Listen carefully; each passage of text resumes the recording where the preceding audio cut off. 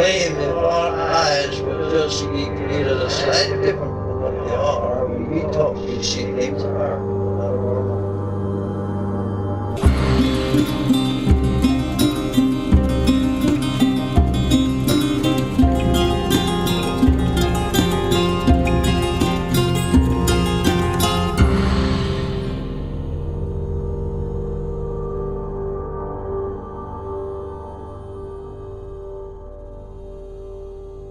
Welcome to Strange Familiars. If you've had an encounter with something strange, a cryptid, a UFO, a ghost, and you want to share your story on Strange Familiars, you can email us, strangefamiliarspodcast@gmail.com. Tonight's guest is Chad, and he will be telling us about several strange experiences he had both in the military and out of the military.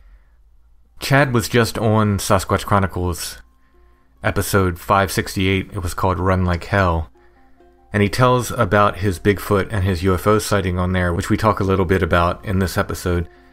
So if you want to check it out, Sasquatch Chronicles, you can find it at sasquatchchronicles.com or wherever you listen to podcasts. Again, that's episode 568, Run Like Hell, and Chad tells his story of his Bigfoot sighting there. It's a really interesting sighting, definitely worth checking out, as is every episode of Sasquatch Chronicles. It's one of my favorite podcasts. So seeing as Wes just talked to Chad a couple episodes ago, I thought it was a good idea to just go ahead and get the rest of Chad's stories here on Strange Familiars. Before we hear from Chad, though, just wanted to thank our patrons. Without our patrons, we could not make Strange Familiars, so thank you very much, patrons. If you're interested in helping us continue to make the show and get extra content besides, you can become a patron at Patreon. It's patreon.com/strangefamiliars. We do at least one full extra episode of Strange Familiars there every month. We try to do more, and we give other bonus stuff besides. You can check it out and see all the levels of support at Patreon, patreon.com/strangefamiliars. Another way you can help is to leave nice 5-star reviews at iTunes, Stitcher, wherever you're listening to Strange Familiars. Those nice 5-star reviews, likes, and subscribes always help. Thank you for all the great comments we've gotten. And so now let's hear the rest of Chad's stories, which he didn't tell on Sasquatch Chronicles.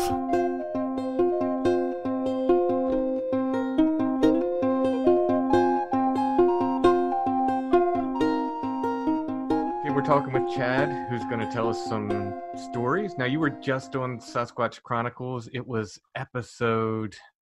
I had it right up here. It's episode 568, Run Like Hell, and your Sasquatch encounters on there. So people should go there and listen to that, although I will be asking you one Sasquatch question before we're done here. But you said you had some other stories to share with Strange Familiars. More stuff more appropriate to your show. It's not Sasquatchy. And I was listening to Wes in the episode right before mine. He had some other crazy army guy telling stories on there. So you can only, too much of a good thing. It was really strange. The same week Wes aired that show, I interviewed a guy who was an ex-Marine who told some very similar stories. Oh, really? Yeah, and it's just complete coincidence. I'd already interviewed him by the time Wes aired his show, and two different guys, but very, very, very similar stories. Very strange stuff going on in Iraq. Yeah, well, there's a lot of weird stuff over there, that's for sure. Yeah. Let me kick off. So I was in the Army. That was, 20 years, and a military police officer. And my first duty station was Presidio, San Francisco. And I'm laughing because I joined the Army, and after I joined, then they kicked off the Gulf War, So I didn't sign up and was like, I want to be part of that. I started the Army, and then that started, and I was like, oh my God, I'm scared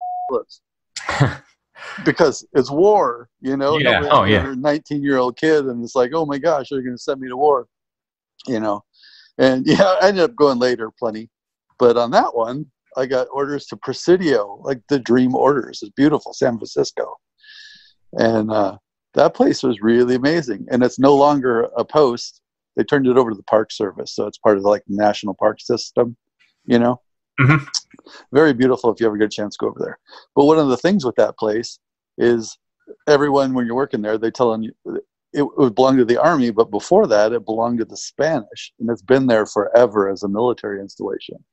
That's like one of the oldest installations in the United States that started with the Spanish, got turned over to us, and it's got all kinds of history. I haven't met a lot of people, anybody who's been there that doesn't have their own story of that place, because it's got a lot of history. But this particular one, it was my first duty station. I was there about 2 weeks, and they take you and put you in a car, and they don't send you around by yourself, because you're 19 years old. You don't know what you're doing. Right. That wouldn't be safe for anybody. So they give you an experienced partner, and they gave me this guy. His name was Sergeant Clark, and he was awesome. He was a great guy, really squared away. And he was driving me around, and we were doing stuff. He's like trying to show me. He's like, you got to know your area. And so I was driving him, and he would close his eyes, and then he would guess where he was, and he's showing me how in tune with his surroundings he was, which is pretty good because he wasn't even from there. He was a reservist that was doing his time there. Normally he was a customs guy. So I was pretty impressed with him. I thought he was a squared away guy. So we're driving around doing our thing, and it's in October. It's about 12:30 at night. And all we're doing, Presidio at nighttime was pretty much dead. Like nothing is going on there. During the daytime, it's like a big park with, some housing and some buildings. And during the nighttime, it's a park at night. So nothing is going on. We were driving behind some officer housing. There was like 7 little white houses in a row. And they're these nice little 2-story houses. They give them each their own little unit because they're going to live there for about 3 years or so. So the whole family moves in there. And they're all cute little identical, these 7 houses. And we pulled in, and we're on the road behind was just a dead-end road. It just went behind the houses and stopped. And you could pull into each little driveway from that road, and that was it. This is a little dirt road, and you had to turn around and come back. So the first house is lit up. Every single window is lit up. It looks like there's not a light in the house that's not turned on, which is like a crazy juxtaposition with the rest of the stretch, because not one light is on in any of the other houses. Not an outside light, it was just really weird in itself. So we drove around, and we were going really slow. Sergeant Clark's driving, and I'm on the passenger side. We got the windows down because it's nice out, and he's showing me again, he's being the high-speed instructor. Tell me you got to have the windows down if you really want situational awareness with your neighborhood. You can't be riding around with the windows up and the radio turned on because you'll have no connection with the community, And so we got the windows down. We're driving by 2 miles an hour, maybe. He's just riding the brake. And we get around the back of the first house, and there's this guy standing there. And I would have bet any amount of money he just had, he had like major written all over him, like Army officer. You know what I mean? Mm-hmm. He's in a red velour robe, like a bathrobe. And he's got his military style glasses on. He's got like a comb over thing going on. And he looks like he's probably about 45 or so, 50 years old. And he's in slippers. He's holding a trash bag that's about half full. I don't know what's in it. Black trash bag. But it's open. He's holding it like open, like he's going to put more stuff in it, or he just put stuff in it. And he's looking in the window, like doesn't even give us a look. And we're probably 20 feet from him on the little road behind his house, 30 feet. But doesn't even wave or acknowledge our presence or anything. Is he looking in the window of the house that was lit up? Yes. Okay. Yep. He's holding his bag. He's in his pajamas or whatever, and his robe and his slippers with his glasses and his trash bag, and he's looking in the window, intently looking in the window, and I can't see nothing in the window, and the whole place is lit up, so you can see in the window. You can see it's his kitchen or whatever he's looking into. So we're driving farther down. I go, well, that's really weird. And Sergeant Clark's like, well, what do you think? And I'm like, I don't know, but I don't normally stand outside with my trash looking in my own window. Like, what's that all about? It's definitely weird. And he's like, yeah, we'll check it out in a minute. So we drive down to the end and turn around. It takes about 3 minutes, maybe 3 minutes. We turn around and come back, and this guy's not there. He's not in his backyard anymore. So, no big deal, whatever. He was doing whatever he was doing, and he went in the house, right? And we see a shadow move inside the house, like in the kitchen. I see like a shadow go across the wall. And I'm thinking, oh, okay, he went back in the house, And the last thing I'm going to do is knock on some officer's door at 12:30 at night and ask him what he's doing, without any kind of provocation or whatever. Right. Yeah. So we're like, oh, but we're still kind of on alert because this whole thing is just strikes you as weird, and it kind of gets your hairs up, and you're on alert, you know. So we drive around the edge of the house, or on the end of the house, I should say, and he's the last house there. And the only thing on the side of the house is there's a bush that's about, I guess it's about 6 feet high. And then there's the end of the house. And there's this guy standing there. Different guy. Not even close to the same person. Don't even know if it's a person, honestly. And it's just the craziest thing. He's standing there, and his shoulder is even with the bush, and he's in some kind of what looks to be military uniform, like formal uniform, like a trench coat and nice dress type shoes, pants. He's wearing some kind of hat, and I can distinctly see he's standing there at the position of attention, because I can see his fingers are curled and his thumb is down and his arms are at his side, and his entire bearing is military. Absolutely. And his head is at a 40-degree angle to his right, looking in front of the car, in front of us. We stop the car. Bigger Sergeant Clark stops it. My window's parallel with this guy. I'm probably 25 feet from him. He's standing there looking in front of our car like he's watching something that we cannot see going on. He's intently watching something, and there's nothing there that we can see. Now, that's the crazy part about this guy. This is a key detail, is he's one color, top to bottom, inside, outside, pants, fingers, hair, everything is a void. A complete void and lack of light. So I mean, this is a thing, but continue, please. yeah, I didn't know for years that this was a thing. I had no idea. I didn't know this was a thing like until 2012. Mm-hmm. So we're sitting there watching this guy, and we don't know what to think. We don't know how to process this. We're not saying anything. I'm not even sure we were breathing. I mean, honestly, I don't know. It was just like, what is going on here? So we're watching this guy. Again, my window's down because we're officer safety and we're connecting with the neighborhood, right? We got this going on. Right. So he's standing there, he's looking, and all of a sudden, just instantly, he becomes aware that we are there. And when that happens, his head snaps back to the position of attention because it was off about 40 degrees to the right. It just snaps dead on, and he doesn't have eyes that I can see or a face because he's all one solid color. You know, there's no definition. I can't go, there's his nose, but I tell you, I felt his eyes lock on my eyes.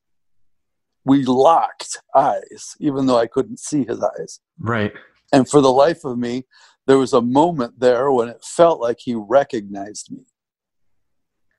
You know, when you're like, let's say you go to the mall with your baseball team or whatever, and you're looking for somebody on the team, and you see him, you're like, hey, you're like, oh, you know, that moment of recognition, you know. Right. That's what I got from this guy, that he looked, and then just the way his body moved, his shoulders, like, it was like, oh, I recognize you. And then instantly he started doing something that we call range walking, which is to walk as fast as you can possibly walk without running. So it's what you do when you're on the range shooting weapons. So it's a safety thing, you know, it's like no running by the pool type thing. Mm-hmm. But he's doing this instantly. Snap. He recognizes me, or I think he does. It sure looks like it. And then he starts stepping off, doing this range walk, taking these huge strides. And he takes one, and he's militarily walking. His hands are still curled. And he takes 1, 2.5 steps, and between us and him is a yard light, right?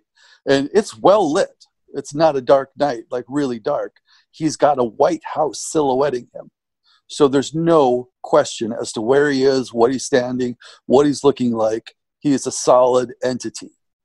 He is blocking the house. We can see everything, his digits, his fingers. So 2.5 steps, he comes in, and he starts to break into the cone of light from the yard light that was right there, because it casting, down like a cone of light generally. Mm-hmm. And he comes into that, and it was like grabbing a radio dial, and you're listening to a radio station and just slowly twisting it and losing it.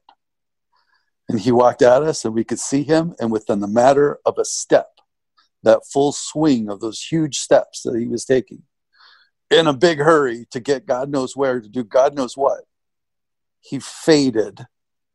I could see through him. I could see the house, and then he just was not standing there. And that was about 15 feet from my door, with my window open and me watching this whole time. Now, did the sergeant that was with you observe it as well? Oh, yeah. So that's the thing. So I'm still so transfixed. I don't want to look away because I'm waiting for the other shoe to drop. People don't just disappear. And he didn't pop out of existence. He faded into some other thing, into another, I don't know what, but he faded. His consistency got less. His density got less. And then he was nothing and nowhere. And I'm honestly waiting for him to pop up right in front of my window, like come back into it once he broke through the street light spray or the yard light spray. Mm-hmm. I'm waiting for him to come to some kind of consistency back in front of my window. I don't know why I'm thinking this. Like, I've never dealt with this before, but it's happening, and there it is. And so after about a minute of looking, and I still say I'm not breathing, I'm watching, and I take a breath, consciously take a breath. I go, tell me you saw that. And I don't even look over at Sergeant Clark. I don't even look because I don't want to look away. And he goes, oh my God, yes, I saw it. And then he says something. He says probably the last thing in the world I was expecting him to say. And it was just so crazy. I started laughing when he said it. He goes, let's check it out. I was like, I started laughing. I was like, yeah, hell, why not? Let's check it out, And I'm shaking my hands like, woo, we're going to check it out. I'm like, what are we checking out, guy? He just disappeared. He didn't fall in a hole. He didn't walk behind something. He just freaking disappeared, So I'm like, this is awesome. So I grabbed my mag light. I got a 3-cell mag. He's got a 3-cell mag. We jump out. We turn on our lights. We're walking around this guy's yard. And I'm laughing. I'm like, what the hell was that? Like, are you kidding me? And we can't believe it. Obviously, we can't process it. So we're like, we got to tell somebody. We got to get somebody over here. So we call another patrol over, like, hey, can we get some assistance over here? And they're like, yeah, what do you need? We're like, oh, just a roll by, So they come over and they get out because they have nothing going on because it's Presidio and it's the nighttime. Right. So they come over, yeah, and they get out of the car like, hey, what's going on? And we're telling them the story. Of course, they don't believe us. They don't believe us. Why would they believe us? And we're telling the story, and then we're trying to really sell it, and get them to believe us. And of course, they're just not buying it. And I go over and I go, see, like this. I go, he was standing right here, and I stood exactly where he was standing. And I look over at the bush, and I had a chill run from my heels all the way up to my head. I was like, I go, it's time to go. I've been in the Army for 10 minutes, right? And I'm telling my NCO, it's time to go. And he looks at me like, what? And I'm like, yeah, I don't care. I'm like, I'm 6'1", and my hat is level with the top of this bush. I'm like, his shoulder was level with the top of this bush. That guy's 7 feet if it's an inch. Wow. And he has the ability to pop in and out. I don't want to be here when he gets back. Are you kidding me? And so the other guys were laughing, but they were looking at me like they kind of took us serious because, I was like, I was just done with it. I'm like, yeah, okay, you can stand here and talk to these jackasses. I'm getting back in the car. Like, this ain't happening, right? So for about 2 weeks after that, they called us like the Ghost Rider Patrol and made fun of us until somebody else had a situation because everybody always had something coming up there and nobody would believe the other person. Right. It was crazy. And my only regret with it is I regret we did not knock on the door and ask that guy why he was outside. Yeah, I was going to ask if there was any way that he tied back into it. Because I mean, that some of the answers, like, is that why he had every light in his house on? Is because this thing was in his house and he realized the light was on. It's helpful to dissipate him. You know? Yeah. I mean, I've taken any number of stories where people just wake up and these things or things similar are just standing there in their bedroom. That would make me turn every light in the house on. Yeah. So it was pretty crazy. Yeah, that's wild. And so the description a lot of people give is like blacker than the night around it. Would that apply? Yeah, it was. I was actually in Seattle at my job there, and I was listening to Coast to Coast, like old episodes or something, while I was doing some paperwork. And they started talking about the Hat Man. And I think I about dropped my paperwork. Mm-hmm. I was like, are you kidding me? This is a thing? The only difference was he didn't have glowing eyes or any eyes that I could see. There was no red eye, and there was none of that. He was a complete void of light, a complete lack of it, without a doubt. That was his camouflage. He was so dark, you know, but it doesn't help you when you're standing in front of a White House, which he was. Right. You know? Yeah. Well, I mean, there was a fellow named Mo he's been on both Sasquatch Chronicles and Strange Familiars before. And he has a Bigfoot sighting, which he describes in the same way. The face of the creature, he said it looked like it imploded. Really? The black, yeah. Oh, that's so weird. Yeah, the number of these entities are, you know, people are describing that way. It's just a very bizarre thing. When you described it walking through the light and you said it was like radio static, did you mean it was kind of like breaking up? No, it was just, I guess, how dense he was, because he was there. He was present. He was there. And then within a matter of one step, he went from being there to like dissipating into half being there to we could see through him to he was super thin to he was gone. Just like, poof. And it just killed me because it really seemed like, because he was like, oh, there's somebody there. Snap. He snaps over. He takes in the situation. He sees the police car. He looks at me, and then the way his body language was, it was like he recognized me, and he was like, oh, you know, oh, there you are. And then he steps out like he's got to get to me to give me something or do something, you know, like, oh, I got to get over there, you know, there he is. And then he disappears. It was so crazy. And there was no, maybe it happened, or it was like, I heard something, or this was in order for me to react on something like this, because things like this happen all the time. Not like this specifically, but weird things happen to me all the time. They do. And I ignore them. It's got to hit me in the face like a sledgehammer for me to get a reaction. And this was definitely a sledgehammer situation. Like there's no two ways around that. Might have been a weird thing. Right. You know what I mean? Yeah. So you could see, I guess, the outline of clothes kind of he was wearing. Yeah. Yep. When he first caught your eyes or caught your attention, I mean, did it take a minute to click in that, like, this is something more than just a soldier? Yeah, it did. It took a second because it was weird because you could see him and you could see he had on a jacket and you could see he had pants and he had, you know, I couldn't see it, but I kind of just felt it. How, you know, he had a vest, you know, like you could just tell he was dressed up the way he was put together. He just wasn't colored in. You know, it was so weird. And he had a hat on. And literally the details, I could see his fingernails. I could see the curl of his fingers, how his hand was laying against his leg, his elbow and how it was bent. I mean, I could see all of these details, but I couldn't see him.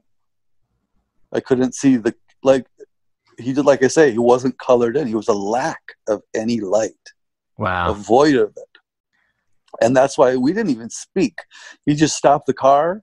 Nobody said anything. And we watched this guy watching. And he was full on watching an event going on. Like some exciting thing was going on in front of us that we couldn't see. Like, I don't know if it was another dimension that he pops in and out of or what his deal is, but he was watching it. And he was so enthralled by it, he did not see us at first. And then he kind of came back to himself. And then was like, oh, bam, his head snapped over. And he's like, oh, we got this going on. And kind of forgot about what he was looking at. And then came right at us, and then he just dissipated into nothing. Huh. Wow. For me, it was a good introduction to 20 years in law enforcement and being all over the world in the military. Yeah. It How showed long were you me in at this point? at this point, Yeah. 10 minutes. I think I just finished basic training, AIT. So I was in for 4 months, probably 4.5 months at this point. Okay. Well, like you said, it's your first assignment, right? Yeah, absolutely. I was just getting trained in on the very first job of the very first place. And we run into this as I'm training, you know. Is there any protocol with handling that kind of stuff? Or is it just, you just sweep it under the rug and forget it? Yeah, nobody wants to hear about that. Yeah. Like, nobody wants to hear about it. I report it. Like, come on, what are you reporting? There's a guy out there, he disappeared. Okay, you know. Yeah. Why are you wasting my paper? Because we couldn't even convince the other patrol that came out. You know? Right. Like, we couldn't even convince them. But here's the crazy part. I'm not kidding. With Presidio, there's another guy there, and he's trying to tell me his thing. Everybody's got their thing. Their weird thing that they ran into. And there's a beautiful national cemetery there. And he's patrolling the cemetery. It's big, you know? And he's driving around it because you never know. People like to go in there and drink or whatever because it's open post. Presidio is open. You don't need to show your ID to get on. Mm-hmm. Just drive on. So anybody can come on. So he's telling me a story. He's driving around the cemetery and he sees some lights in the back. So he drives back there and I can't even believe it now. I don't believe it, you know, but whatever. So there's this guy back there and he has a woman and she's naked and laying on the ground and he's doing something and he's wearing like some bizarre clothes, like he's got a cape and, you know, come on, a cape. But yeah, so he's got a cape, you know, doing his thing and there's candles on the ground and he has a pentagram going. Now I will say for this area had a very high devil worshiper satanic thing going on. Like it just did, factually. Mm-hmm. There was always things posted. They would say what they were doing, when they were doing it, everything. They just wouldn't say where they were doing it because I guess you were just supposed to know that when you went, you know. Like we were on the lookout for 2 months for they were trying to snatch somebody's kid for a sacrifice. Wow, geez. So for two months we're in the housing areas, like looking at anybody sideways who came in there, you know. But this was a thing. So this guy's in there. This is where the story gets weird, of course. So the guy's back there. He sees this guy with the candles and with this woman's laying there naked, unconscious, apparently. He pulls up. He said the guy grabs her, and he's like a normal-looking person, you know, size-wise or whatever. He grabs this lady up, and he walks and he steps over the wall, which is about 12 feet high. What? He said he just stepped over it.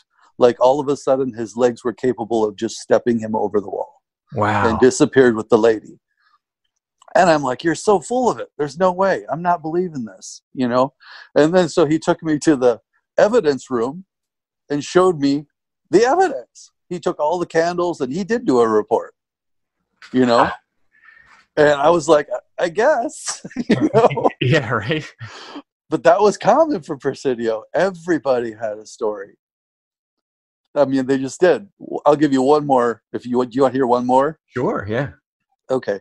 So I went to Germany and I met the vet there. He was doing something on my dog. My dog got cancer and he was working on my dog.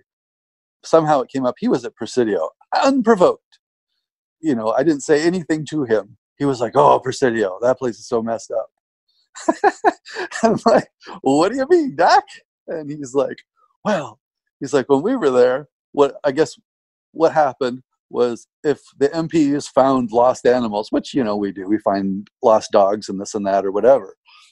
What we would do is that the MP desk would call the vet and say, hey, send somebody down to the vet to meet us. You got an intake. We're going to give you a dog. Because they're military too, so it's 24/7. Mm-hmm. You don't really get a day off. So that's what used to happen. Well, apparently after 2 or 3 incidents was when the vet tech would go down to the veterinarian's office, and it used to be a stables prior to being the vet office. It was a stables and ended up burning down, and it killed a bunch of the horses, and it killed people that were in the stables, the soldiers and stuff. So they rebuilt it, and then it eventually became the vet office. Well, so when the vet goes down to meet the MPs, they go down there and open the door. Apparently, it was not uncommon for them to run into a guy who looked like a revolutionary style soldier. Oh, wow. And he would be in the vet office, but they would see him from like the knees up. Like he couldn't, for whatever reason, I guess his legs didn't manifest properly. But from the knees up, he would be inside the door there to greet them. And they were just done with it. They were like, yeah, we're not doing that anymore. Like, he doesn't show up in the daytime. That's when you can catch us there. And I know that part was true, because when I was there right before, or a couple of years before that, they wouldn't meet us. Like, they wouldn't. Give them some food, some water, leave a little note, and they'd get it in the morning. Right. You know? Right. Yeah. But yeah, that's pretty common. That place is messed up. Welcome to the Army. Here's a something. Yeah. Yep. That was my big experiences at Presidio. And then the strangest thing, this is the next one I'm going to tell you. This is the strangest thing that's ever happened to me. And the reason I wanted to tell this, like, on a podcast, is because I really want some feedback on this. Like, as anybody, I can't get anything on this on research. I can't find anything to do with this. And it was just it was crazier than Bigfoot chasing me down, seeing a UFO, the Shadow Man, all of it. To me, it was more bizarre than that. So, into the story. So I'm in Germany, and it's during the drawdown, which means that's when Germany decided that they really didn't want us there. And we decided we really didn't want to be there. So they started sending all the soldiers home from Germany, which was about 1992, 93. And I was in Gießen, Germany, and it's where the depot is for the PX, the AFIs. So everything comes in there to their huge warehouse, and then they push it out to all their little stores and stuff. So that's why we were there, and that wasn't going anywhere until everybody was gone. So there's nobody there. It's the MPs still there, and there's a few people from finance, and that was it. And they had us working. They called it a 12-hour shift, but it was really a 16-hour shift. But I don't need to get into all that. We were very tired, and we got 2 to 3 days off a month, period. And we worked 16-hour to 18-hour shifts every day. And there was nobody there. So you really didn't feel like you were getting anything accomplished, like you were helping anybody or doing anything. It made no sense. So what we would do was, we're working the night shift. Once in a while, we'd be like, we're going to go park the car, take a nap, listen to the radio, and they can call us if they need us. And they're not going to need us. You know what I mean? Right. Yeah. So we pull off on this little road, and we park, and we're there maybe 2 minutes. And some special forces guy comes by. It's like midnight. He's got all his gear on and his, 70-pound ruck, and he comes piling right by us. We're like, well, this isn't the best parking spot. What's this guy doing out here? He's being special forces. That's what they do, So, okay, great. We're going to find a better spot. Well, we knew of a better spot, and it was on we could call it a goat road. It's one of those roads that used to be a road, like a dirt road, but now it's not. So it's all pretty much overgrown, and you can just barely use it. Our car was a styling machine of law enforcement. It was a Plymouth K car, which is such a bad car. Such a bad car. But, it was looking all bad. It had the big cherry lights on top, which helped slow it down, with the air resistance. And it had markings on it. You could tell it was an MP car. It said police on it, military police, had the light bar. This is key to the story. I'm not just telling you how cool my MP car was. So we drive this back on this goat trail into an elevated position. There's kind of like a little I hesitate to say mountain. It wasn't, but for that area, it was a mountain. But anywhere else, it was like, a good hill. But you drive it back in there, and it takes about 10 minutes, and we back in. We get parked, and it's nice. It's a wooded area, but not like super thick. But I can look in any direction. I can see about 100 meters, even though there's trees, because it's not that thick. Nobody around. We got great communications. We can hear what's going on. We're like, all right, we're just going to take a nap for about an hour, listen to the radio, and get some sleep. So we're there. I don't know how long we were there. It probably seemed like maybe 20, 30 minutes, maybe. And the car's off. Car's turned off. Everything's off, I don't have any lights on or anything. So we're sitting there, and I just feel like something is slid sideways, like something's off. Something is not right. I kind of open my eyes really slow, and I'm looking in front of the car, and I see these shapes in front of the car. And they're these guys in robes or something in robes. There's 3 of them right in front of the car, like up against the car, 3 of them. And then there's 2. If I look out the right window, I can see 1 or 2 of them. And if I look out my window, I can see 1 or 2 of them just standing there, unmoving. And I can't see anything. All I can see is the robe. I can't see faces. I can't see hands. They look like those Game of Thrones robes, like the masters wear with the, the big hoods and the big sleeves and everything like that. Mm-hmm. The way they're standing there, you can't see any skin. I can't see feet. I can't see anything but these robes. And I'm like, what is this going on? And my partner is sleeping, and I just kind of really slowly reach my hand over and nudge him. And he opens his eyes, and he's like, what the hell is this? And I'm like, yeah, check this out, and he's looking, and all we can see is probably 3, 5, like 7, maybe 7 people or whatever they were there around the car. We're in the middle of nowhere. Like nowhere. There's nothing around us but rural space. No houses, no buildings, nothing. And we're in an area that isn't used. Like, we're the only ones that occasionally drive back there. I've never seen anybody back there, like, ever. And 20 minutes after sleeping, these people are standing around a military police car, like, crowding the car. So bizarre. And I tell my partner, I'm like, I just whisper it. It feels so off, this whole situation. And I tell him, I'm like, I'm going to turn the lights on, and he doesn't say anything. So I take that as, and he was the senior guy. So, just making sure. He's like, no, never turn the lights on. I don't know. Maybe he's got some advice for me. I'm like, because I will welcomely take it at this moment, And I'm like, I'm going to turn the lights on. And he's like, nothing. So I'm like, okay. So I reach out, and it was one of the switches that you literally grabbed and pulled out. Dunk, dunk. And the lights come on. The car's still not running. And it lights up about a third of if we were a 360, like 100% around us, it lit up about a third of that in front of us. And we can see quite a ways out because there's not a lot of trees. It's kind of sparse, but there's enough. And we were both floored by what we saw. There was probably at least 40 or 50 of these guys. No kidding. In the same exact robes. And they're standing sporadically, like out to about 150 meters, like every 30 feet, there's one of these guys. The only ones that were next to each other, like right next to each other, like they could be talking, were the guys right around the car.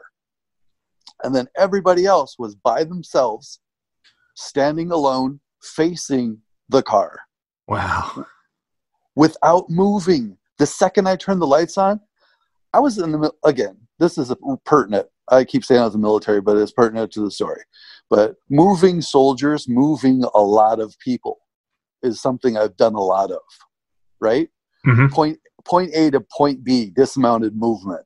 It's, drill and ceremony, getting all these guys over there. It's not an easy thing. Like, if you haven't practiced it, it's difficult.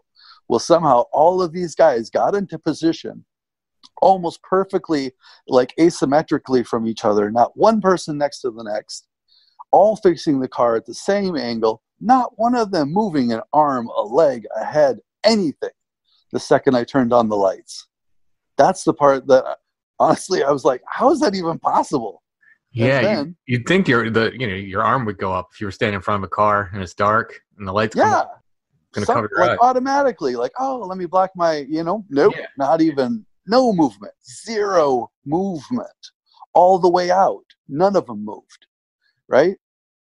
And I was like, whew, I took a big breath. I was like, okay. And then now the other thing is I still cannot see a face. I still cannot see hands, skin, or anything. At this point, I know there's robes that are mad at us. That's it. they could be anything. I mean, really, they could be reptilians for all I know. I can't see anything. So, and neither can my partner. And the point, we're in a K car. That thing's like 6 inches off the ground. It's a piece of junk, you know. It's sitting down there. So we're looking up at them, like up at the guys right in front of us. So the angle, you would think I'd be able to see under a hood. Can't see anything. So I'm like, man, this is intense. I did not want to be there so much. Yeah. We're in the middle of nowhere. There's 40 or 50 of these people who are non-moving, not doing anything. And I'm just like, and again, I whispered to my partner, I'm like, I'm going to start the car, you know? And he goes, okay, good idea. So I grab it and I start the car up. And guess what happened? Nothing. They didn't move. They didn't flinch. They didn't do anything. And I'm like, oh my God. And I said a little prayer, you know, I'm like, oh, come on. And I stepped on the brake and I grabbed the gear selector and I went bump, bump, bump, 3 positions into the drive. And I held the brake, right? And I let it rock forward just like an inch. You could tell I put the car in gear. I didn't honk the horn. I didn't do anything crazy. I was making no sudden movements. And the guys that were directly in front of the car, only those 3, moved to the side. They stepped to the side to allow us to pass. And I mean, they allowed us to pass. There's no doubt in my mind that if they did not want us to go, we were not going anywhere, like ever. Mm. So they stepped to the side, and I slowly started rolling the car forward between them and then back down to the goat road. And these guys they're sporadically everywhere for, 150 meters, like I said. So every once in a while, I'm crawling out of there as slow as I can possibly drive. There'll be one in the way. And when I get to that one, I just slowed down a little bit and he would step to the side and allow me to pass. And I would go to the next one. I probably 4 more of them, 3 or 4 of them I got to that were actually standing near or on the road that had to move, and that did. But they waited so that I knew they were letting me go by. And we never talked about it again. Never. I don't know why people do that. Like, I would have loved to have talked about it. We never brought it up again. It's like we wanted to forget it happened. Yeah, some people don't. They just, for whatever reason, they just don't talk about stuff. But I don't know what that was. I have no idea. So if anybody has any experience with that kind of thing, like, I would love to know. That's like the one question I have. If I could answer any question, that would be it. That is wild. So at no point as you're driving out and these figures are moving out of the way gradually or slowly, at no point do you see hands, faces, anything. No. And they're so close to the car, they just step to the side so I can just get by. Wow. Like, I'm brushing them as I'm coming by, looking up at them. And I see nothing. Not one nose. All I can see is hood, though. I don't see like a hole or a void or something where their face was. But the hoods are such a way that I didn't see anything. Nothing. How's that? And and there's so many questions, obviously. Yeah. What are they doing? How did they get out there? Why? Just so many questions. But then years later, I'm thinking, because I've thought about this a lot, like it comes up and I'll ponder it and I'll try and hit it from different angles and whatever. And it occurred to me just actually pretty recently that all we saw was what was in front of us. We didn't see behind us. I wasn't looking behind us. And we were in the center of their like half circle, but there's no reason there wasn't a full circle. Right. Yeah. We would have been exactly, and the more I think about it, the more that actually makes sense. Why would there be a half circle? You know? And you said approximately how many did you guess were there? Well, that I could see was about 40 about 40 of them in front of me. Mm-hmm. So, and I saw just over a third of like the viewing area around us. Right. So there was probably 100 of them. Wow. You know, I'm making an assumption. I'm making a jump. Sure. Yeah. But why would they just happen to be where I could see them and nowhere else? All the robes looked exactly the same? Everything looked identical. And none of them were abnormally small or abnormally large. They were all like, I wouldn't even call them overly tall, you know, like 5'10", I would guess, you know, just like little clones of themselves everywhere. Yeah, so you didn't notice like variation in height or anything between them? No, nothing stood out, nothing to catch your eye at all. And they were slight build. If I had to guess, if I had to make a wild guess, I'd say they're about like 170 pounds, you know, just from the way they carried themselves and moved and stuff. 160, 170 pounds, about that, about 5'8" to 5'10". Yep. Nobody shorter than that I saw. Nobody taller than that really that I saw. If you had to make a guess at the color of the robes? It was a brownish, you know, nothing, the most unexciting color you could find. Mm-hmm. You know, just like a nature color. And I want to say druid. I don't know. That's the only thing I know. Where's the robe? I can't find any information on this. I'm really curious if any of the listeners have any information on this, because it's been driving me crazy since 1992, 93. Yeah, that is a bizarre one. Yeah. So that was why I was excited to say something about it. I'm going to have to dig into German folklore a bit and see if anything pops up that might meet that description, because that's very... I would love to hear anything you could come up with on it. Yeah. I know I do have some listeners in Germany too. Maybe they'll have some ideas. Yeah, that would be great. Yep, it was Gießen, Germany is where it occurred. So, I mean, not that that's the only place that they show up. Right, so, right. Yeah, just a lot of questions like, was it the area itself? You know, is that what drew them? Why? And so you're out there doing whatever you're doing. Let's just kick that out there. You're druids. Let's say druids just for fun. Sure. You're doing what you're doing. You're doing it in the woods and you're doing it at 1:00 in the morning. You see a police car. One of you says, "Hey, I got an idea. Let's surround that thing." Yeah, right. What? Right. No. I'm going to be the druid that's like, no, that's not a good idea. Yeah, exactly. Karen, what are you thinking? You know? And Karen's like, no, it'll be fun. Yeah. And I'd be like, Karen, they got ammunition and guns. Karen's like, I don't care. Let's do this thing. Yeah, right. You know? Come on. That doesn't make any sense. No, not at all. It's like when people are like, oh, that Bigfoot, that could be a guy in a costume. It's kind of in with that. You're not a guy in a costume out there with somebody when you know they have guns and they're doing stuff with guns. No, you're not. Exactly, yeah. And these guys, they know we got guns because it says police and we're in a car. Let's go screw with the police. How often do people say that? Yeah. Not too often. No. They did a good job, though, I'll tell you that. Yeah, now you wonder if there's some kind of time slip or something. You know what I mean? It's just such a bizarre thing. Like, I can't see modern people just doing that, you know? No! Anybody who is, there you go. Anybody who is with the current culture and knows the ramifications or the possible cause and effect of doing something like that. You know? Yeah. Like, it doesn't make sense. Just doesn't make, and where did they come from? I can't emphasize this. For them to have walked there in these oversized, obviously bulky robes that are hot, I'm sure, you know, it's kind of cool out, but it's raining a little bit, like a little bit of mist, which is nice.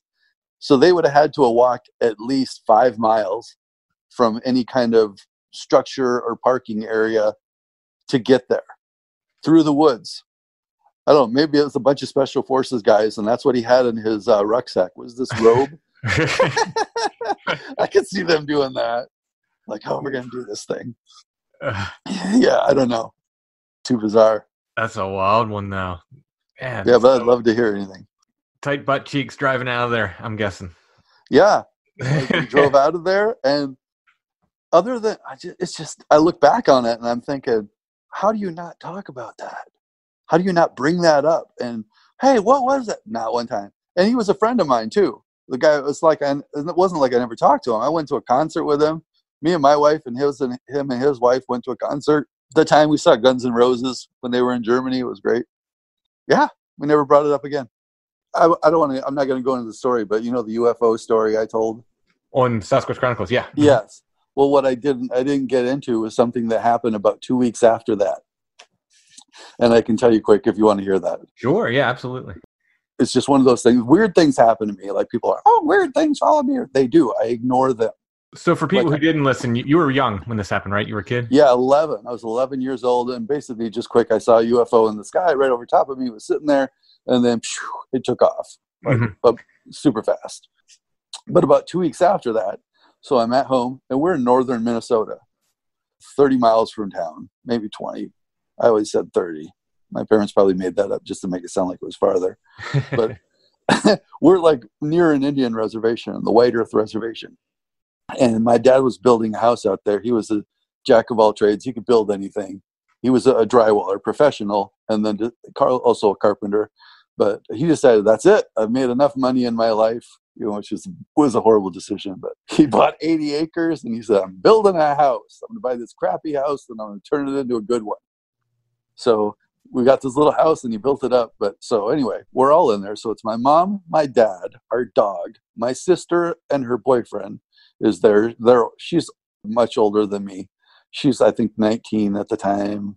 Her boyfriend is there. He's a little bit older than her, but everybody's there sleeping. Here's the thing with my dad, which I seem to have got from him, is he doesn't like to finish anything.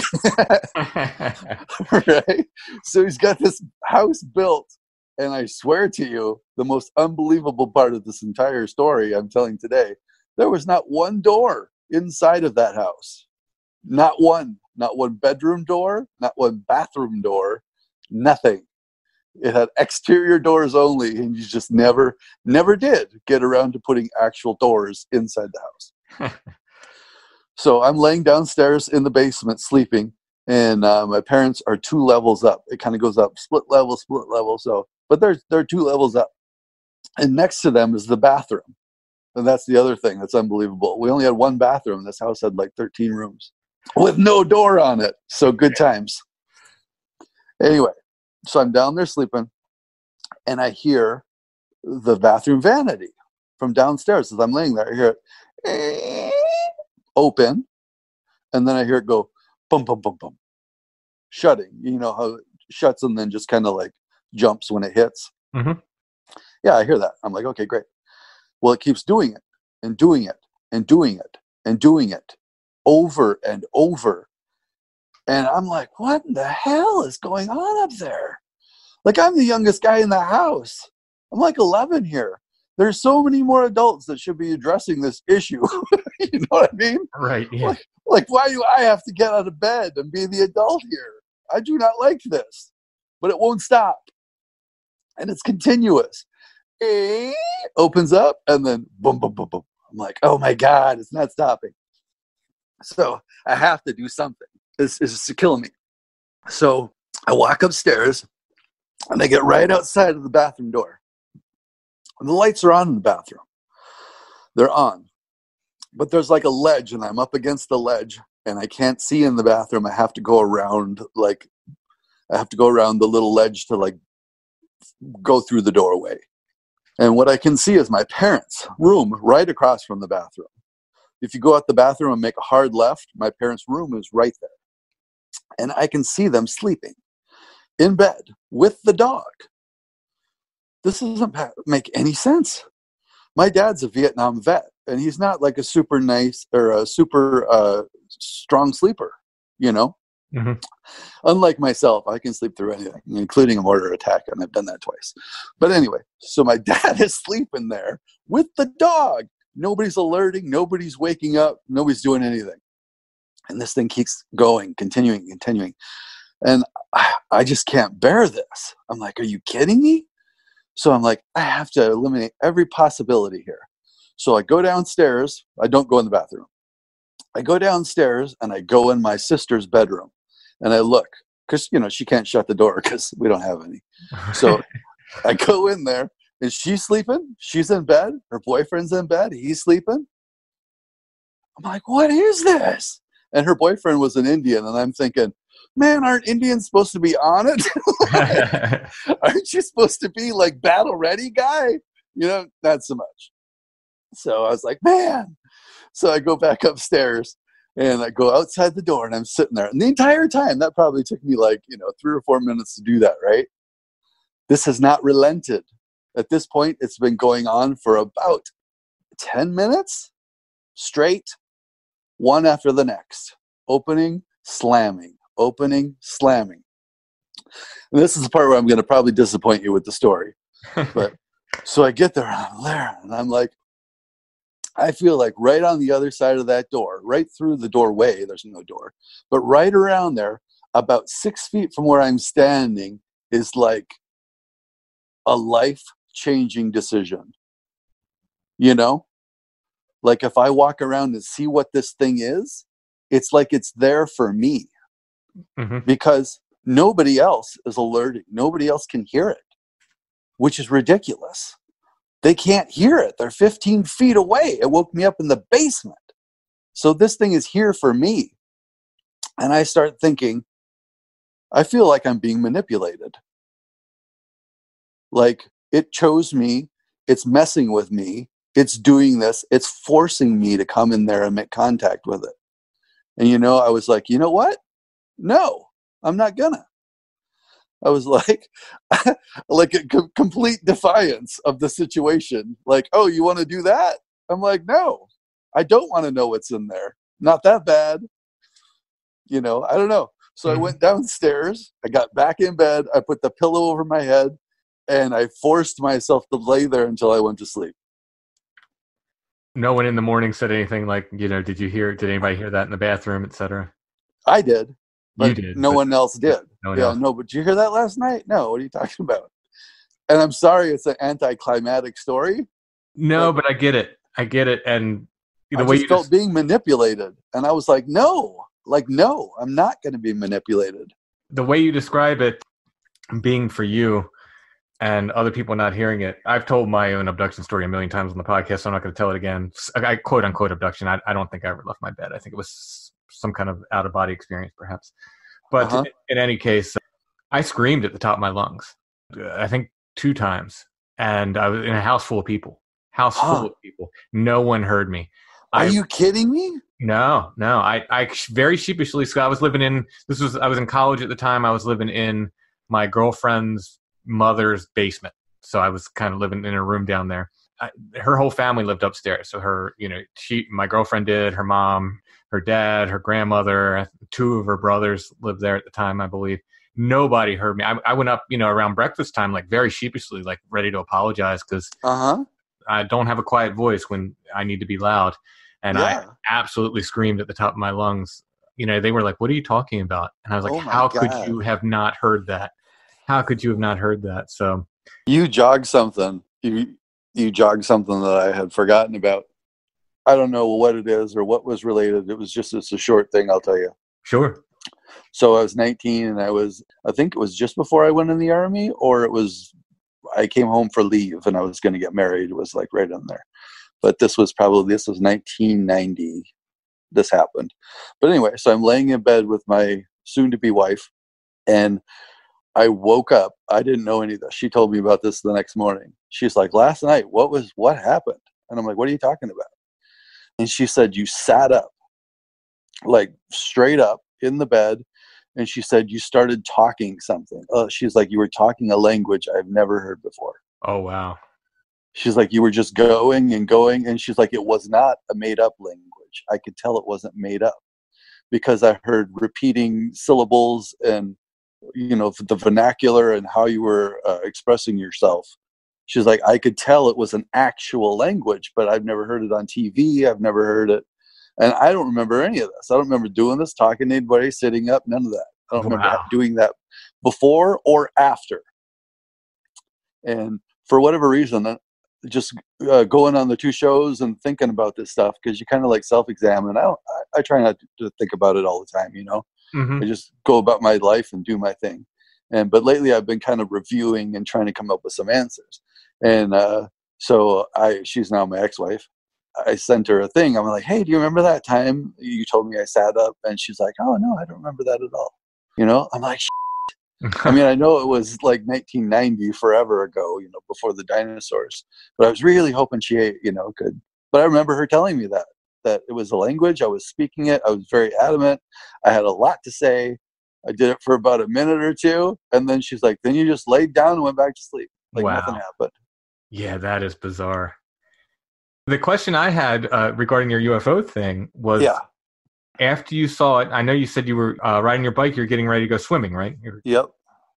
Did you arrive at the swimming hole or lake or wherever you were going? Did you arrive at approximately the time you thought you were supposed to? Well, man, that's a good question. But yeah, I didn't have any means to tell what time it was. We didn't, you know, it was before cell phones, and my parents certainly weren't buying me a watch. we had $0. It was funny because we were the rich people. That's so everything's relative. Because my dad had built this big house with no doors, so all the people that lived around us like, "Oh, they're rich." I'd be like, "Oh, am I? Okay." Yeah, rich. My mom bought me a shirt for school. This is not paranormal. This is just an insight to my childhood. My mom bought me a shirt for school. You know how you go get school clothes. This shirt was on sale. On the front, it said, "Smile. It makes people wonder what you're up to." And it was this nice blue shirt. And on the back, it said, "Keith." It was $1. So my mom bought it. She's like, "Yeah, I know it says Keith on the back, but it's a nice shirt." So people are like, "Hey, Keith." I'm like, "Hey, shut up." They're like, "Why does your shirt say Keith?" I'm like, "Why don't you mind your business?" But yeah, that was my experience growing up. So a watch wasn't happening, you know. But it seemed to me, the intent of it was any lost time, and I've considered that, and I didn't seem like it to me. I stopped the bike. I was standing, straddling it, looking up, actually looking around, trying to figure it out. The grass just stopped blowing. This nice 15-mile-an-hour, you know, breeze. It felt real good. It was like probably 75 degrees outside, and it just felt real good. And it just stopped, like someone shut the door. And I didn't know what happened. I put my feet down. And I looked around, didn't see anything, and then it's like it's just like my head was pulled up. And I went, and right above me, there it was. I was like, "Hey, what's up?" I was like, "What is this going on?" And then, of course, it took off. And then after it took off, then, woof, like the gate, the bubble popped or whatever you'll have, and just woof, and the wind came back in and everything. And I was like, "What the hell is this?" Considered it for about 3 seconds and then went, "I'm going swimming." You know, I mean, I'm pretty resilient that way. Like, yeah, well, nothing was going to stop me from swimming when I was a kid, for sure. Well, so much stuff happens, and I know people, and even when I listen to the shows, it's again, a lot of times I'll hear people, I'm like, "Oh my God, he's got another thing," you know. But things happen to me all the time, and I just ignore them. It's like I can't deal with it. You know what I mean? Like I'm not even gonna deal with that. It's got to be a sledgehammer incident, or I'm not even gonna recognize it. Like it was a couple of weeks ago, we're laying in bed. I'm in bed. My wife's in bed. I've got German Shepherds, 2 of them. They're both in here sleeping, and my door's open. Well, I have like a baby gate in the hallway for my dogs because sometimes I like to have them on one side or the other because they're pretty persistent, you know, depending. And anyway, something runs into that gate. Boom, hits it, rang. And I was just like, I look, my wife's there, the dogs are there. I'm like, I'm not even dealing with that. Like, I'm not even getting up because my dogs didn't even move. They're German Shepherds. They're like on the job 24/7. Right. If they're not rattled, I'm like, yeah, I'm not dealing with that. Yeah. I didn't even get scared or anything. I was just like, and you're a nope. And I went back to sleep, you know? Yeah. Well, you know, repeat encounters are a thing. I'm not surprised you had an early UFO encounter at all. I remember being a kid. Like, you know, how your brain works is when you get to 6 years old, your brain does this reset. And it's a growing brain thing. It's a psychology thing. It's a It's just a biological, and it's like a defense thing too. But your brain does a reset, and really you don't remember a hell of a lot before you were 6 years old. That's just how it works. Most people are like that. But I can remember laying in the crib. Like, I'm not even kidding. I don't have that reset going on. I didn't get that. So one of the weirdest things I vividly remember is my parents were carrying me up the stairs, and I was like a toddler. You know, I was tiny. I was a toddler. This was in Sioux Falls, South Dakota. And they're carrying me up the stairs, and it's nighttime. And by stairs, I mean from the car. So the car is parked down on the curb, and they're carrying me, walking up the stairs, and it's snowing out, and it's just, a kid's wonderland. Like, I'm so excited. I'm so tired. But I'm like, oh, man, I'm going to have so much fun tomorrow. I'm going to get out there in my snowsuit. I'm going to freeze some things off. This is going to be awesome. So I'm really excited and tired. And I'm just like, have this warm feeling like, oh, God, it's going to be so great. And I go to bed. And I wake up the next morning, what I think is the next morning. And I come running downstairs. And I'm like, hey, we're going to go sledding, And it's the middle of summer. Like, It's the middle of summer. Beautiful out. It's like 75, 80 degrees. And my mom's like, well, we're not going sledding, but I'll take you to the pool. And I'm like, what the hell? Just went to bed. It was 2 feet of snow, and you were carrying me up the stairs. And what happened to 6 months? Like, where have I been for 6 months? It just blew me away. And we loaded up and went to the pool. And the whole time I'm feeling like I got tricked, like badly tricked, like someone is messing with me. I was like, how is it 2 feet of snow last night? And today we're swimming and it's the summer. Like, literally, I just went to bed. I woke up excited to go sledding, and it was summertime. Yeah, that's a weird one. I don't even know what. Like, I don't even know what. That's a lot of missing time. Yeah, that's a missing 6 months or whatever. Yeah, right. What was I doing? Okay, so you got me going. All right, so one more thing that it just popped into my head, if that's all right. Yeah, man, let's do it. Okay. So the same time, Sioux Falls, South Dakota, I'm riding around with my family, and we had a big Suburban, and it was the 70s, and seatbelts are for chumps, seatbelts are a crutch. I remember. Yeah. I very much remember that. So the windows rolled down because who needs windows? That's safety too, you know what I mean? Like keeping kids in the car. Psh, are you kidding me?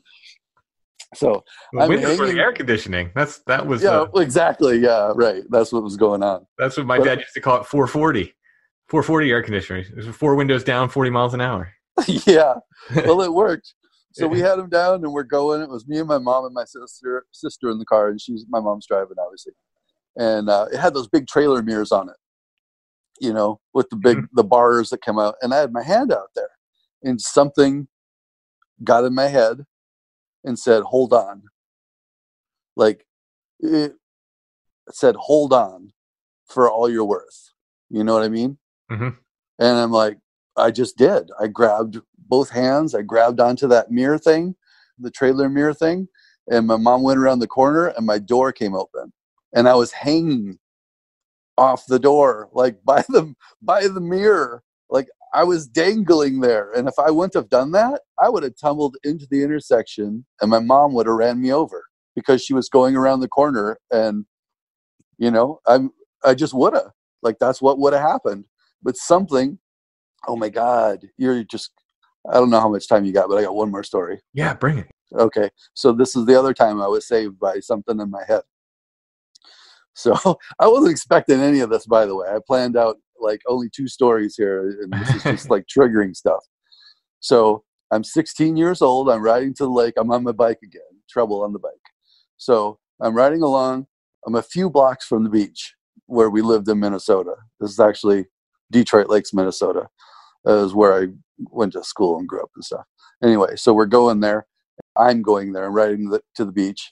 And I get this picture in my head. It just pops like it's piped into my head. And I see this black car. It comes big boat of a car, big 4-door, Chevy or Plymouth or something. comes around the corner, squealing, and comes and it runs me over and kills me dead after blowing through the stop sign, because I also blew through the stop sign. You know, he blew through his, I blew through mine, and I ended up dead.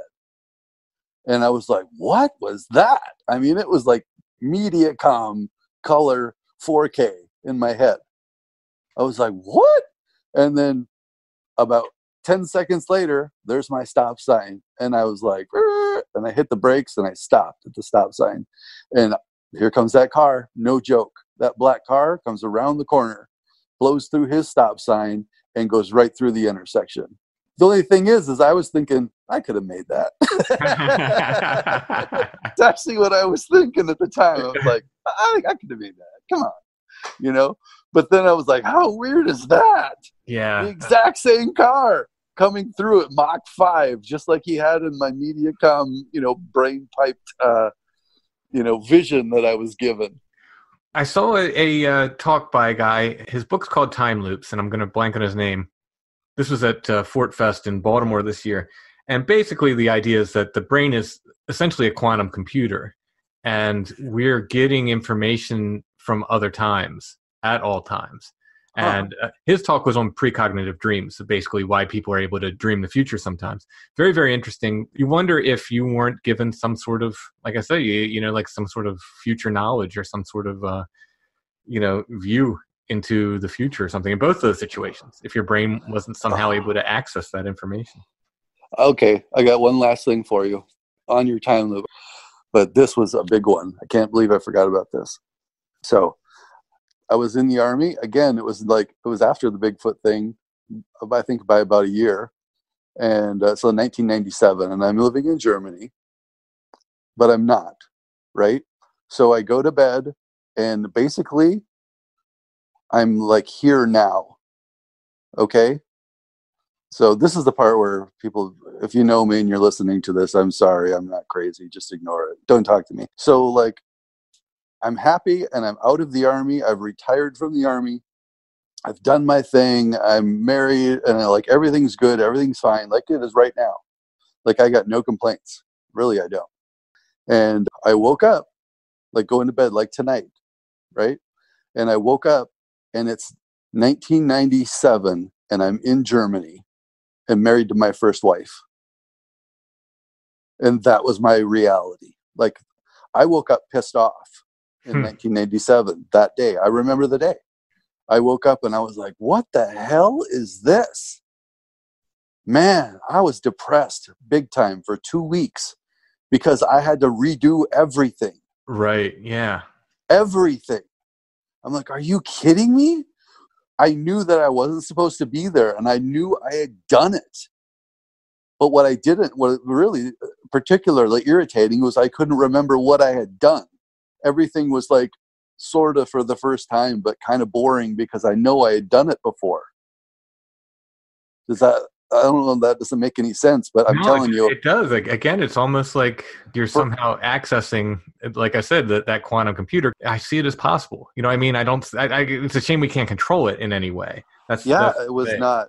I felt like I got kicked out of a marble and a roulette wheel. Mm-hmm. And I got bounced from now to then. And just woke up, and guess what? Deal with it. That's where you're at now. But I couldn't recall specifically oh, guess what? Today's the day I really need to not pay the cable guy because, none of all the bad decisions were made again. All the good ones were made again. But I do want to bring up, you had an awesome theory on Sasquatch that you talked about on Wes's show. Yeah. I just real quick want to talk about that because Wes always asks people what they think Bigfoot is, and yours was a pretty neat answer. So you put it down to tech. Yeah. Well, that's the only thing.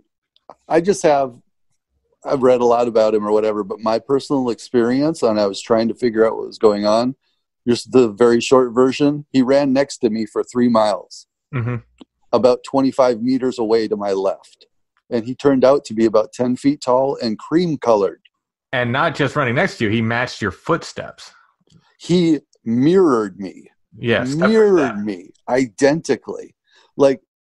99% identically. And when he made a noise, he cracked a stick that I know he couldn't see because it was a muffled under the ground stick that would crack. Mm-hmm. And everything else he was able to avoid. Yeah. But he like, there's no reason on God's green earth I should not have been able to go left. Just look left and see this guy. Because he's cream, again, like a creamish white color and 10 feet tall. No joke. But he was managing it. So the only thing that came to my mind was, how do you do that? Well, you do that with tech. Light manipulation. That's how you do that. You have tech that allows you, kind of like the Predator tech, but better than that. Mm-hmm. Because I saw nothing. I looked over there and saw nothing, but I could hear him running next to me, 25 meters in. Even if he was ducking, he was so tall, I should have caught the top half of him. I mean, the tech solution, it's really interesting. It's really, really interesting because I have a big problem with what I call like the ape in the woods guys, because they want to explain everything with infrasound, and they want to say, disappearing trackways, or because they turned around and tiptoed back through their own tracks. Yeah, I have a lot of problems with all that stuff. So I tend to like lean more into the woo thing, but this tech idea, like I can make it work in my head. You know what I mean? I'm not saying I'm 1,000% there yet, but sure, I can make this work in my head. Like this, it fits so many different parameters of how did this happen? Like, I've never been down with the glowing red eye, but if they've got optic implants mm-hmm. and that are with a live feed, then they've got some internal illumination going on there, Or the other one I've always been like, I don't know about that, is when people keep saying seeing orbs come and go to them. Mm-hmm. So they're taking samples, they're looking for samples and taking them and sending them back and forth via the orb. Yeah, it's not magic, it's tech. It could be an information download too, for all we know. Sure, absolutely. Yeah. That's their Wi-Fi for all we know. Yeah. And so, my whole thing was like, okay, so just tactically, I'm thinking, I got the military mind going, and I'm like, if I'm a little 4-foot dude and I want to run around on Earth or another planet, who do you pick? Do you come down there as a little 4-foot dude, or do you recruit some drones that you can manipulate and raise in place that can go through any environment? They can handle physically almost any encounter, and you can track them, you can drop them, you can pick them up, they can do experiments. Almost nothing is stronger than they are, and just for fun, you make them damn near invisible. Like you give them the ability to operate with complete immunity, Yeah, I mean, it's a really interesting solution to what I find are a lot of problems with the Sasquatch phenomenon. There's a great quote, I think it's Arthur C. Clarke, who said, any sufficiently advanced technology will appear as magic. Yeah, and absolutely. I'm down with it. I'm not trying to say, I think the line is drawn. I don't think Bigfoot's out there working on his MacBook, doing his thing. Not at all. I think he's an animal. I think he is an animal/human hybrid, or whatever you want to say. He's amazing. Like, he is awesome and amazing. But I think he's being used as a tool. Enhanced. He's not up, he's getting it put. And when they die, we never find any body. Oh, there's no bodies. Well, that's because they got to go get their tech. Mm-hmm. They got to go get it and retrieve it and dispose of the body. Because the first time we find one and it's got the tech in it, we've just opened a can of worms they can't close. Well, I'm in the process of writing a book right now that delves into just all the weird phenomenon that's associated with the Bigfoot mystery. And I have a whole chapter that's about all these people who have claimed to have shot one and killed one, and we don't have a body, not one. It always goes missing. 100% of the time, these bodies disappear. Now, are they all lying? Are they all hoaxing? I don't know. There's probably some liars and hoaxers amongst them. But you got to factor it in, sure. But for everybody, every single one to be telling the same lie, that's pretty organized. Yeah, exactly. And 100% of the time now, whether it's, a lot of times they'll say that, I left it in the woods and I came back with my friends and the body was gone. And then, the ape in the woods guys say, well, the others came and drug its body off or whatever. But then you have the guys that say, oh, the guys in the black van showed up or the black helicopter and took it away, Well, unless it's that's their version. Well, that's I hate government conspiracies. I always think it's like I do, just personally. I think it's a weak go-to. Oh no, me too. I'm not saying that's government at all. I'm saying that's something else. It's the same something else that the Men in Black are. You know, I mean, these where they sort of appear like normal humans, but they're not. You know, just so they can move around.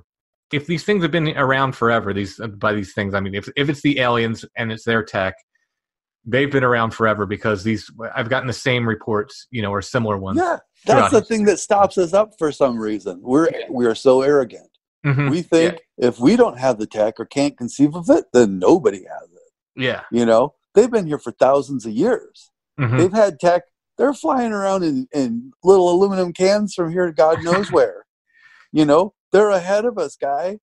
Yeah. They've been here. So Bigfoot's, in my opinion, Bigfoot's had this tech for as long as we've known a Bigfoot. Right. And it might even be more than one group manipulating them just because there's such a great base to take and do something with because they're so effective at what they do. Yeah. I mean, you're taking something that's already, you know, superhuman by definition. Like, you know, something that size and that strong is just, it has abilities we don't.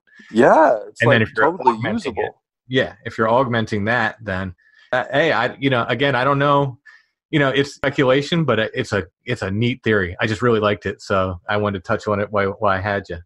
Yeah, that's a good one. It's cool. Very interesting theory. All right, Chad, thank you so much for sharing your stories. Yeah, thanks. I've got some research to do now. You got me double guessing all kinds of stuff. Well, and keep us posted with the weird stuff, man. Yeah, thank you very much. I appreciate it having me on.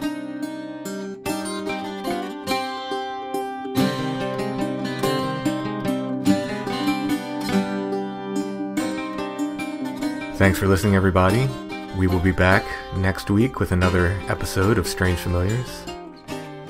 StrangeFamiliars.com is going through some changes right now, so the website's going to be a little wonky for the next little bit, but we should have the new website up and running soon.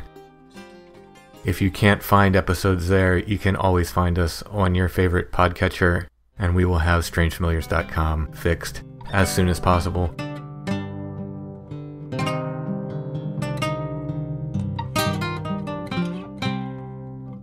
Strange Familiars is a production of Dark Holler Arts, music, books, art, podcasts, and more, darkhollerarts.com. Intro and background music is by Stone Breath. Go to stonebreath.bandcamp.com for more. And you can find us on Facebook, facebook.com/strangefamiliars, where you can also join the Strange Familiars gathering group. And we are on Instagram @strangefamiliars.